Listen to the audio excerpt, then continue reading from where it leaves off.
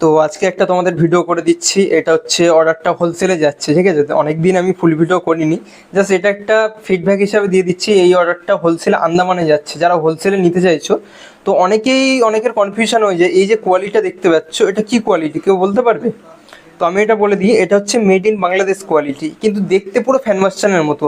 অনেকে যারা এক পিস নিচ্ছ বা হোলসেলে নিচ্ছ কোয়ান্টিটি অর্ডার, ওই জিনিসটা কিন্তু তোমরা দেখে নেবে। আর এই যে কোয়ালিটিটা দেখতে পাচ্ছ, এটা 100% থাইল্যান্ড কোয়ালিটি। কোয়ালিটি দেখলে বুঝতে পারছো, কিন্তু প্রথমে যেটা দেখালাম ওটা মেড ইন বাংলাদেশ। এইটা হচ্ছে ডিফারেন্স থাকছে। তো অনেকেই বুঝতে পারছো না, কিন্তু প্রাইস তুলনামূলকভাবে বেশি দিয়ে দিচ্ছ। সেটা এক পিসে হলে দু পিস হতে পারে।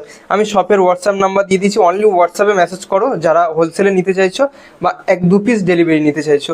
কোয়ালিটির কথা আমি যদি বলে দিই, এই দুটোর কোয়ালিটির মধ্যে অনেকটা ডিফারেন্স আছে কাপড়ের, ঠিক আছে? আর মেটেরিয়ালস, ফিনিশিং, ওয়েটের থেকে তুলনা করলে, ঠিক আছে,